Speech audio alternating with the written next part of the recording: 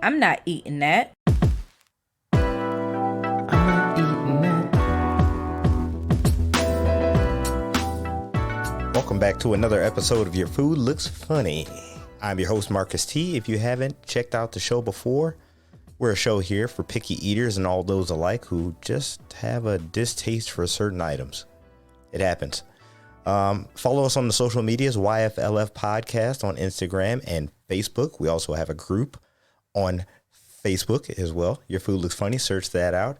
Have some good conversations on there going, so join the crowd. Also want to let you know that this show's theme song was entered in a podcast theme competition. If you pay attention to my personal page, which I also post in the Your Food Looks Funny group page when it happens, we're in the championship this week. So we made it from top 64 down to 2. So right now we're fighting for our lives as of this episode, which is Wednesday, August 4th, I think. I don't know what the date is. Yeah, Wednesday, August 4th through the 6th. The voting will be happening. Excuse me there. Until 7 o'clock that Friday. So if you get a chance to check out the Your Food Looks Funny group page, I will have the voting information on there. If you go on and vote for me, I really appreciate it. Let's get this championship won out here, people. But moving into today's episode, today we're going to be talking about a little taste of Chicago. So I have previously been doing some episodes on some strongly flavored foods and items, but I just recently got back from a trip to Chicago and I wanted to talk about some things that I saw while I was there, some things that I didn't get to try but still want to talk about.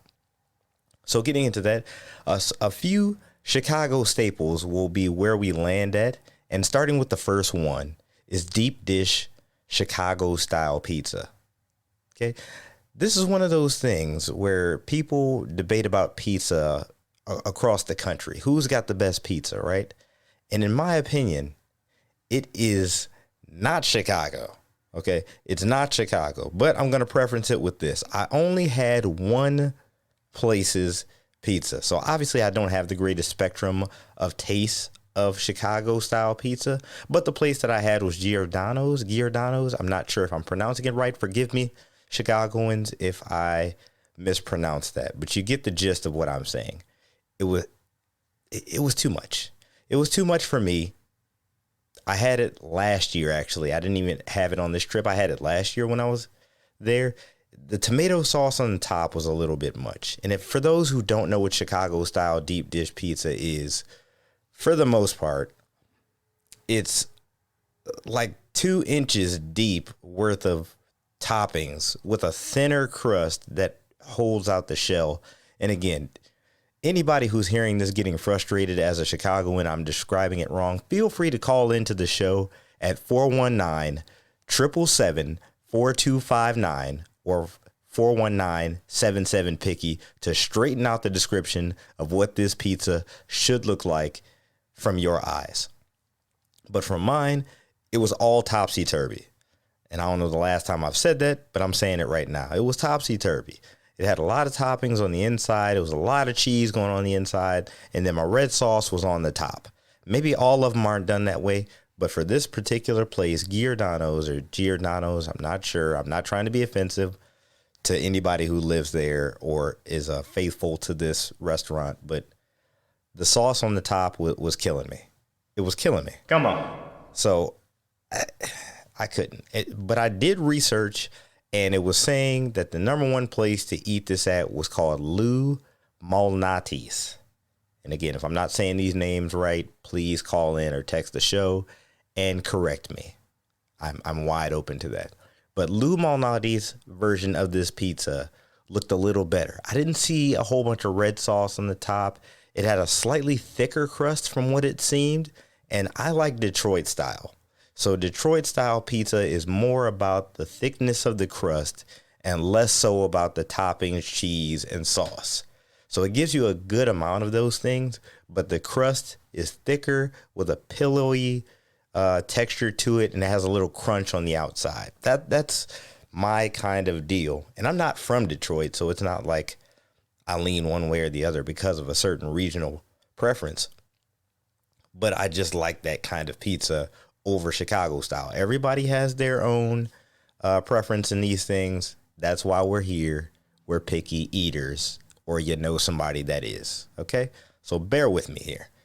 But the Lou Malnati's version looked better. So I write out a chart basically of what I'm going to talk about for a few of these shows.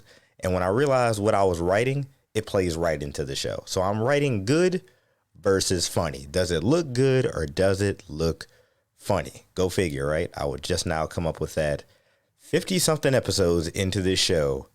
And the show is called Your Food Looks Funny. Come on. Terrible. But Lou Malnati's looks good. Giordano's, you look a little funny to me. One other thing that looks good, Chicago staple, an Italian beef sandwich. Okay. I saw a picture of this thing and I didn't get to try it. And I saw all the signs, but you don't actually see it. And sometimes you just need to see the food in order to want the food. So I saw the name, but I didn't see the food. So on my next trip, which should be next year, I'm getting an Italian beef sandwich. Okay, this thing looked fantastic. It wasn't like a Philly. Okay, Philly got their own thing going on with the shaved ribeye and the cheese whiz and all that. This was not that. This thing had some nice, flavorful looking beef. Okay, and then they got like the broth that goes on it. You can order it dry.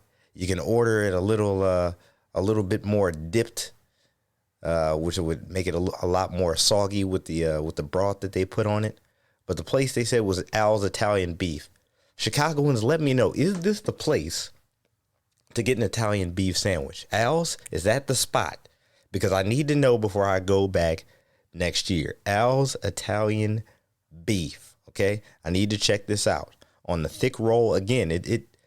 Some of these cities, just like I compared it to Philly, some of these cities have similar items, but they seem to have their own kind of flavor deal to them. So I want to make sure that I give it its own due try with Al's Italian Beef and not say, oh, it's just a Chicago style of a Philly. You know, let me know, Al's. I'll be there. I'll be there next year. Somebody from Chicago got to let me know, is this the spot or do I need to find somewhere else? Okay, don't send me to nowhere where my life is in danger either. I've seen the show. I've seen The Chi, okay? I know. I'm just kidding with y'all. So Italian beef looks good. No funny comments for that one. It just looks good to me. All right, another one on the good side. Okay, this looks good. Your food looks good. Harold's Chicken Shack. Okay? I've seen this debated by one of my favorite comedians. His name is Tony Baker. He's from Chicago. Shout out to Tony. Harold's Chicken, he debated for them in a fast food chicken competition. It's a Chicago staple. I don't think it's anywhere else, but they have their own special hot sauce that they just slather it all over everything. They threw it on the chicken. It was on the fries. They give you a couple pieces of bread underneath it to soak it up. That's what I'm talking about right there. That's what I'm talking. No frills out here. They wasn't trying to be nice. No sauce on the side. Over everything. Hit it with everything. It's like Stevie Wonder just went in and waved his hand over the thing with the sauce in his hand and was just like, yeah, take all that sauce. Take it all. Everything getting sauced out here. But Harold's Chicken didn't get to have it. I wanted it, but my uncle was telling me you have to go to a certain Harold's location. Okay, they're franchised. So you might get one that's good. You might get one that's not. It's like a Chicago Harold's Chicken version of McDonald's in your local city. You know which one to go to and you know which one not to go to. Or you got to have a preference. So they told me Harold's Chicken Shack, number 88. Okay, Shack 88 is the place that I need to be at. I haven't mapped this out yet of where it is in relation to where I normally be when I'm there. But Harold's Chicken Shack 88, keep me on file. I'll be there. Hit me with the sauce. Make sure my white bread gets soaked. And I heard y'all got coleslaw. I'm a sucker for a good coleslaw. And if your coleslaw is bad, I'll chuck it at your window. Okay? I can't deal with it. I can't deal with bad coleslaw. I'm not eating that. That is the worst. That is the worst. When I get a barbecue plate or a chicken plate and their coleslaw is nasty, terrible. Terrible. So Harold's Chicken, be ready with my good coleslaw. I refuse to be destroyed by bad coleslaw. Okay. So I got one more thing for the good, and then I'll hit you with my last thing that looks funny. My last thing that looks good, Garrett's popcorn mix. Okay. People have copied this for years now, but Garrett's is where it's at. I haven't had it there, but it's like franchise. It's here. It's here in DC where I live. It's here in other places. Of course, they figure out ways to commercialize it and send it elsewhere. I didn't get to have it while in Chicago, but I've had it before, and I've had other people who've copied this. But it was one of those things that a few years ago, I might have had this on the funny side of the list. It might have looked a little funny. Caramel popcorn and cheese popcorn mixed together. Okay. That might sound normal now, but 10 years ago, oh no, this was outrageous. We stuck with basic flavors. Not more recently, like 10 years ago. Recently, this was absurd other than in Chicago. It was the only place you were going to see this. And now it's a normal thing. My wife does these sales and fundraisers with a brand called Double Good Popcorn. Good stuff. Good stuff. So if Garrett is anywhere on that level or better, I'm coming to see you. I'm coming to see you. But this cheese caramel mix, for me, it was really close. It was really close to being one of these. I'm not eating that. But I've had it, and it was fantastic. It was fantastic. So Garrett mixed popcorn, I'll give you the credit for the name. With the cheese and the caramel popcorn, I'm with you. I'm with you. Last thing that looks a little funny to me. Looks a little funny. Actually, it looks a lot funny because it still has a lot of things on it that I'm hesitant to eat. And that is the Chicago style hot dog. I'm a fan of a good dog. Okay. Don't try to scare me off by telling me what all goes in it and all the process and stuff. I don't need to know all that. Okay. Oscar Mayer is where it's at. Okay. My bologna has a first name, and so do my hot dogs. It may have several names, but I'm not worried about that right now. What I'm worried about is the fact that y'all throwing all this stuff that I'm just not a huge fan of. I'm just coming around to it, and you just try to shove it all in one place at the same time. Come on, Chicago style hot dogs. And again, if you're from Chicago and you love it, let me know you love it. 419-777-4259. Let me know why they chose to put pickle, onion, tomato, relish, and peppers on a hot dog. On a hot dog. On a hot dog. And then they had the nerve to talk about squeeze a little mustard on it. No ketchup. Ketchup is blasphemy around here. You got tomato on it already. It's just sugary tomato. You telling me the mustard is supposed to balance out that bunch of vinegariness and no. I'm not eating that. And I don't know if my wife would either. That's a great question for her later. I'll let you know on the social media whether she'll eat a Chicago style hot dog. Okay? But Chicago style hot dogs, it just ain't for me. Let's go down the list again of ingredients. Pickles. Not a huge fan. I just started using pickle juice to marinate my chicken for chicken sandwiches and fried chicken.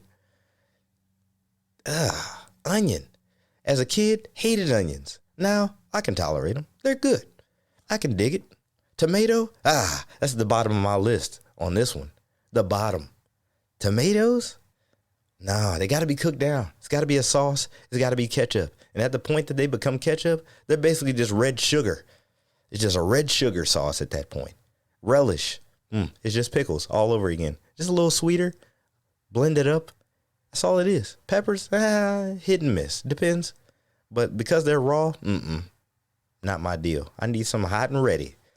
Hot and ready. Going back to Detroit style, just like that. Chicago style dogs. Questionable. A little funny. A little funny. And then it has the nerve to be on a poppy seed bun. Is that supposed to be fancy? Is it supposed to be fancy, though? I can't really tell.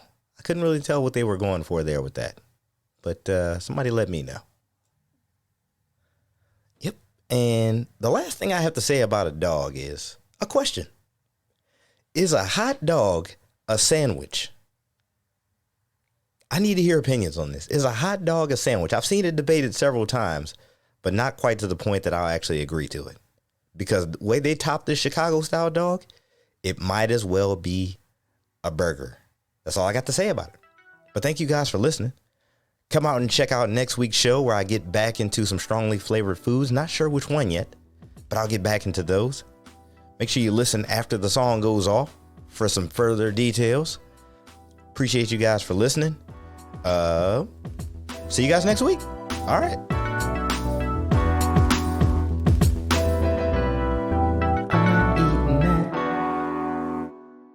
Make sure you're following us on Apple Podcasts or wherever you listen to Your Food Looks Funny. And call or text or reach out to the show and let us know what you think at 419-77-PICKY or 419-777-4259.